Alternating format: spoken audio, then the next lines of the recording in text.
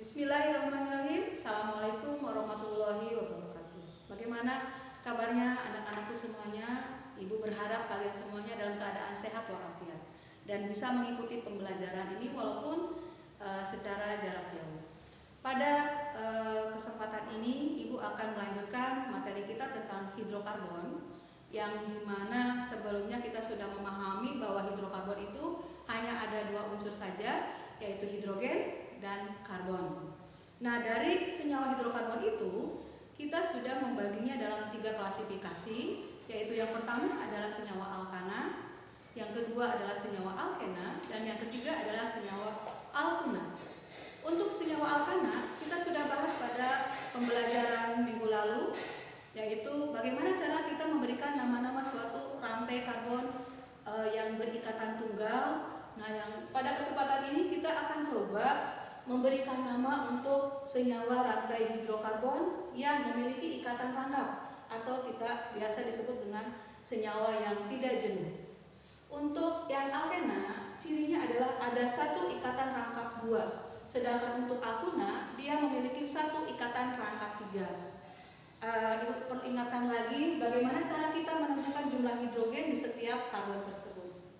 Untuk struktur yang pertama, di sini ada karbon sudah mengikat satu karbon yang lain dengan 2 ikatan. Artinya dia sudah memberikan 2 elektron atau 2 tangannya.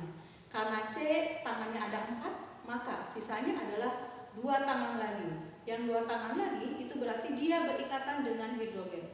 Kita bisa tuliskan di sini ada H 2 buah terikat pada C yang pertama. Yang C kedua berarti sama kondisinya, berarti dia mengikat 2H juga. Sedangkan untuk yang kedua ini juga kita sebut dengan senyawa alkena. Alkena syaratnya hanya satu yang berikatan rangkap 2, sedangkan yang lainnya berikatan tunggal.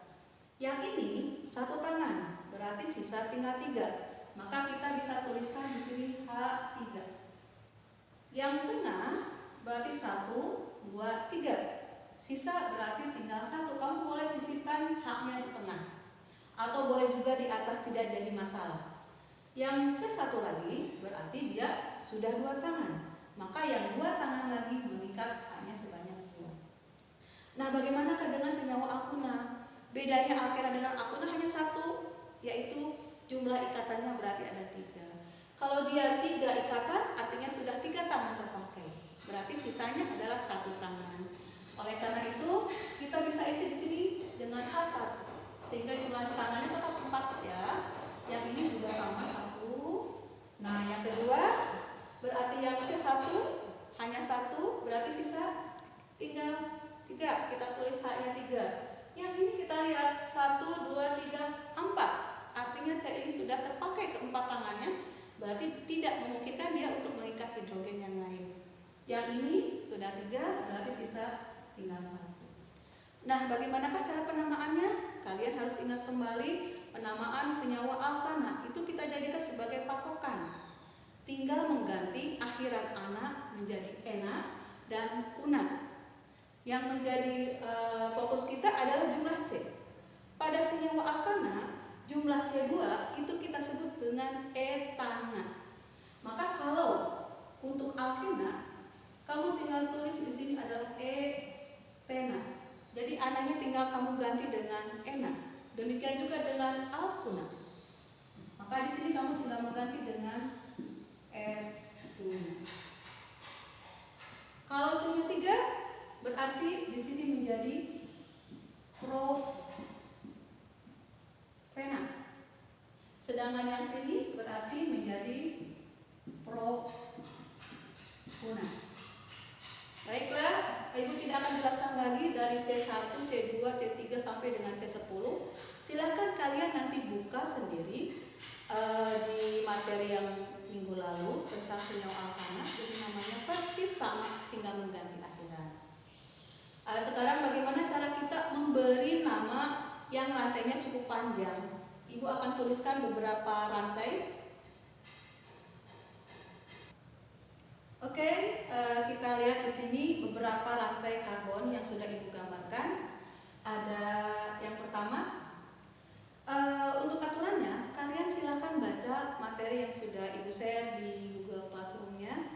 Di sana kamu harus baca detail apa aturan-aturan penamaan untuk senyawa alkena, untuk senyawa alkuna. Ibu tidak akan jelaskan di sini. Kita hanya akan langsung terapkan saja untuk menyelesaikan soal ini.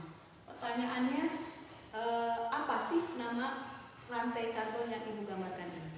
Untuk yang pertama, ini kita lihat ada suatu rantai alkena yang tidak bercabang. Ibu ingatkan lagi, ada yang bercabang, ada yang tidak bercabang. Nah, kalau tidak bercabang, kalau pada alkana kan kita cuma tinggal menghitung jumlah C-nya berapa. Tapi kalau pada alkena, kita juga harus menentukan posisi ikatan rangkapnya ada di sebelah mana. Untuk menentukan posisi ikatan rangkap, kamu harus mulai dari C paling ujung kiri atau ujung kanan yang terdekat posisinya dengan ikatan rangkap. Kalau kamu perhatikan struktur ini, posisi ikatan rangkap berada di tengah. Artinya nomor bisa dari sebelah kiri atau dari sebelah kanan. Ibu akan tuliskan penomorannya. Ingat yang kita beri nomor adalah C-nya. Di sini ada 4 buah C. Maka kita bisa tuliskan posisi ikatan rangkap. Posisi ikatan rangkap ada di C nomor 2 dan C nomor 3. Kita pilih nomor yang lebih kecil. Maka nama dari struktur ini adalah 2 strip. 2 ini menunjukkan posisi ikatan rangkap. Kemudian jumlah C-nya 4. Kalau C-nya 4, nama alkananya kan butana. Maka ini tinggal kamu ganti menjadi butena. Ada ena berarti ada ikatan rangkap 2. Nah, bagaimana dengan senyawa alkuna?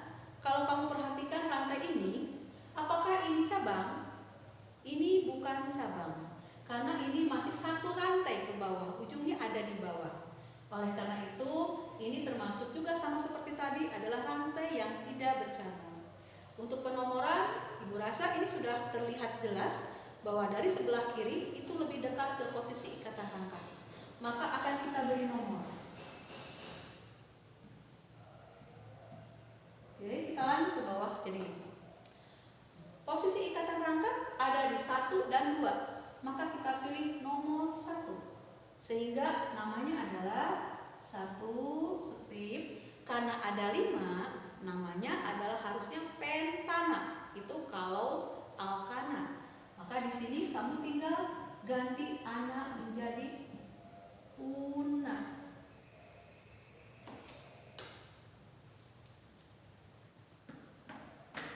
Maka akan tertulis pentuna. Jadi una di situ menunjukkan ada ikatan rangkap. Nah, bagaimana kalau misalnya rantainya bercabang? Di sini Ibu ada 3 struktur. Yang pertama berarti fokusnya adalah tetap sama.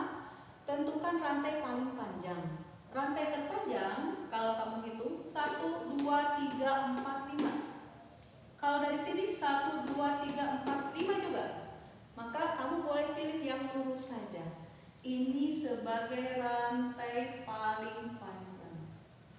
Dan sisanya ini kita sebut dengan cabang. Cabang ini nanti kita sebut namanya dengan nama alkil. Ibu rasa kamu masih ingat pertemuan minggu lalu. Kalian sudah bisa menentukan ini metil, ini etil.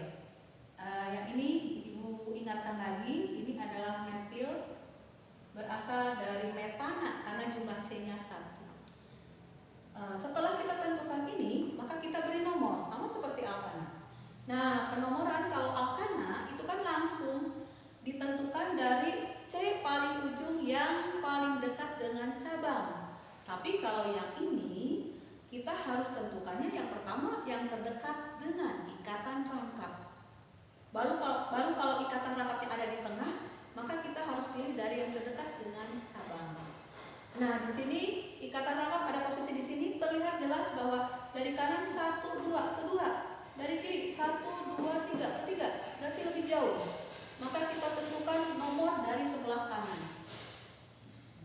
Yang diberi nomor ingat hanya rantai utama saja. Setelah itu kita tentukan nama. Untuk nama sama seperti penamaan pada alkana, kamu tuliskan dulu nama cabangnya cabangnya ini sama-sama metil. Kemudian di cabang ini ada C terikat di nomor berapa? Ada nomor 2 dan nomor 4. Maka akan kita tulis 2,4. Ada cabang metil sebanyak 2 buah. Maka kita beri awalan di sebagai menunjukkan jumlahnya 2. Nama cabang tetap metil, tidak diubah. Baru biasanya diakhiri langsung dengan pentana, heksana, oktana dan seterusnya. Tapi karena di sini bedanya ada ikatan rangkap, maka kamu sisipkan nomor ikatan rangkapnya di C nomor berapa. Sama seperti sebelumnya, maka kita pilih nomor yang lebih kecil posisi ikatan rangkap tersebut. Sehingga kita tinggal lanjut 2, jumlahnya ada 5, kita tulis pena, jangan lupa ujungnya N. Yang ini sekarang, yang ini berarti, oh maaf, Ibu ada yang terlewat tadi. Di sini harusnya ada yang berikatan rangkapnya, misalnya Ibu pilih yang di sini.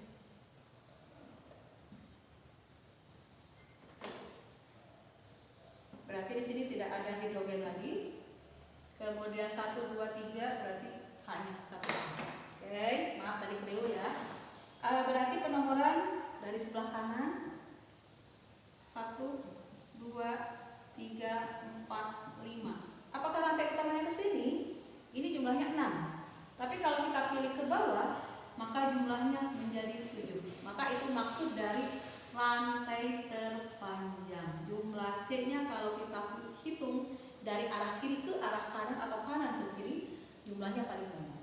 Sisanya berarti kita punya ada 4 buah cabang. Cabang yang ini sama metil. Cabang yang ini berarti berbeda 1. Diambil dari kata etana, karena ini alkil maka diganti jadi etil, C-nya 2. Selanjutnya sama seperti tadi, kita tulis namanya. Ini ada 2 etil dengan metil, maka kita tulis secara alfabet. E dulu baru M. Etil terikat pada C nomor 3, maka kamu tulis namanya 3 etil. Kemudian metil ada 1, 2, 3. Kita susun berdasarkan nomor yang terkecil. Di nomor 4 itu ada 2, maka kita tulis 4,4. Satu lagi di C nomor 5, 4,4,5. Karena ada 3, kita beri awalan tri. Namanya tetap metil. Kemudian kita tulis ikatannya terletak di C nomor 2. Lanjut ke sini maksudnya 2. Kemudian nama terakhirnya berarti rantai utamanya ada 7. 7 berarti hepta, maka kita tulis heptena. Ya, ini harusnya berlanjut ke sana, tapi Ibu cut di sini ke bawah kan. Oke, yang terakhir ini adalah untuk alkuna. Kita tentukan dulu rantai utamanya 1, 2, 3, 4, 5, 6, 7. Ada 7. Kalau kita hitung dari bawah 1, 2, 3, 4, 5, 6, 7, 8. Jadi rantai itu bentuknya tidak harus seperti ini. Bisa juga dari bawah terus ke bawah lagi, bisa juga dari atas terus ke atas lagi atau ke bawah. Jadi kamu tinggal cari saja rantai yang paling panjang. Sisanya berarti ini ada 3 cabang. Oke, kita kasih nomor. Nomornya kalau kamu hitung 1, 2, 3, 4. Oke, ada 4, nomor 4 dari kiri. 1, 2, 3, 4, nomor 4 juga. Berarti ini posisinya ada di tengah. Kalau di tengah, berarti kita beri nomornya yang terdekat dengan cabang.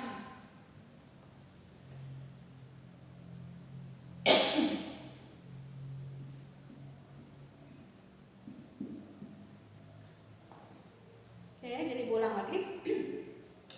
Kalau posisi ikatan rangkap ada di tengah, maka penomoran pilih yang terdekat dengan cabang.